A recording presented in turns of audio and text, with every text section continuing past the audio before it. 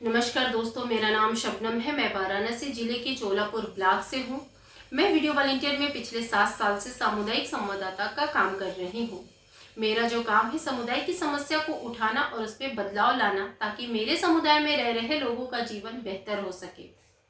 अगर हम बात करें कोविड-19 की, तो इस वायरस की वजह से 25 मार्च को पूरे देश भर में लॉकडाउन घोषित कर दिया गया है। हालांकि पिछले 3 माह की लॉकडाउन से सभी लोगों पर इसका अलग अलग तरीके से असर हुआ है, परंतु हम इस बीमारी को भी नजरअंदाज नहीं कर सकते थे।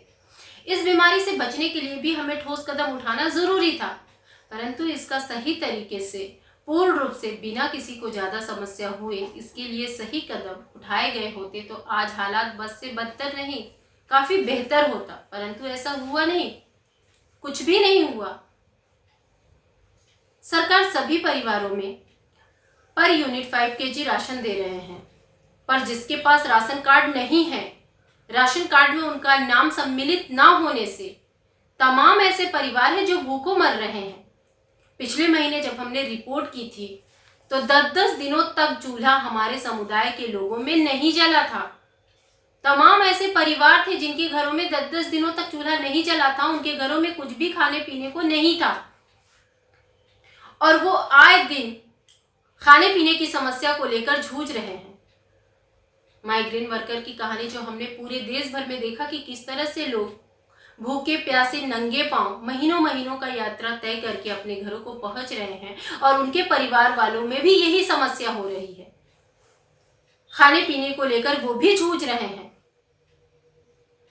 श्रम विभाग में रजिस्ट्रेशन कराए हुए मजदूरों को पर मंथ 1000 का अनुदान और राशन दिया जा रहा है। बहुत सारे लोगों को इसका लाभ भी मिल रहा है, बहुत सही है ये, परंतु सिर्फ रजिस्ट्रेशन ना होने से, उनको सही जानकारी नहीं होने से हमारे समुदाय के तमाम ऐसे परिवार हैं जो इस योजना के लाभ से वंचित हो रहे हैं, उनको इसका लाभ नहीं मिल पा रहा है। वो इसलिए कि उनको सही जानकारी नहीं है, उनको इसकी बिल्कुल भी समझ नहीं है कि रजिस्ट्रेशन होता कहाँ है, उसे कराया कहाँ जाता है, कैसे होता है। ये जानकारी नहीं होने से वो इस योजना के लाभ से वंचित हो रहे हैं, और उन्हें कोई भी ऐसी साधन, कोई भी राहत नहीं मुहैया कराई जा रही है जिससे उन्हें थोड़ी राहत मिल सके। अगर हम देखें, इस लॉकडाउन में जो छोटे मोटे जो दुकानदार थे, जो अपनी दुकानें चलाकर अपने और अपने परिवार के लिए भरण पोषण कर रहे थे, इस लॉकडाउन में दुकानें बंद होने से उनके और उनके परिवार के जीवन पर काफी गहरा असर हुआ है। उनके लिए भी सरकार ने कोई ऐसी साधन मुहैया नहीं कराई है, उनके लिए भी कोई ऐसी राहत नहीं दी जा रही है जिससे वो अपने परिवार का जीविकोपार्जन सही ढंग से चला सके।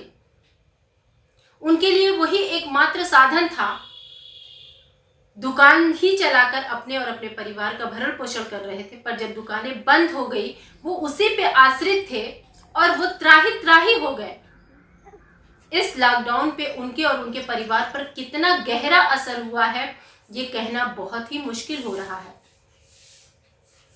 जो घरेलू कामकाज वाली महिलाएं थी, जो दूसरे के घरों में जाकर काम कर रही थी, अब वो नहीं कर पा रही हैं।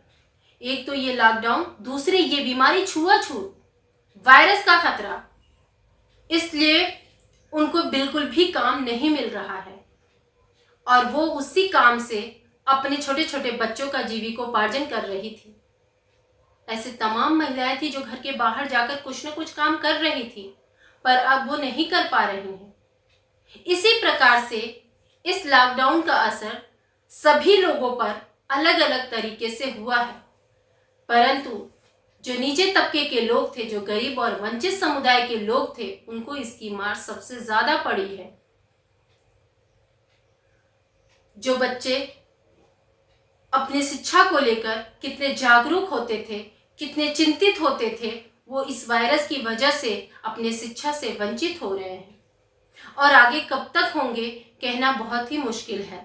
अगर हम देखें तो सभी देशों में लॉकडाउन खत्म करने की प्रक्रिया शुरू कर दी गई है। सभी जगहों पे अपने अपने तरीके से बहुत ज्यादा ढील एवं राहत दी जा रही है, परंतु वायरस का खतरा अभी खत्म नहीं हुआ है। अगर हम देखें तो सभी देशों में लगातार केसेस बढ़ रहे हैं। हमारे वाराणसी जनपद पे अब तक टोटल मरीजों की संख्या 1982 है। इलाज चल रहे मरीजों की संख्या 1188 है। 743 मरीज ठीक भी हुए हैं, परंतु 51 मरीजों की मौत भी हुई है। इसलिए आप सभी लोग अपना अपना ध्यान रखें, मास्क एवं सैनिटाइजर का इस्तेमाल करें, फिजिकल डिस्टेंस बनाए रखें। धन्यवाद।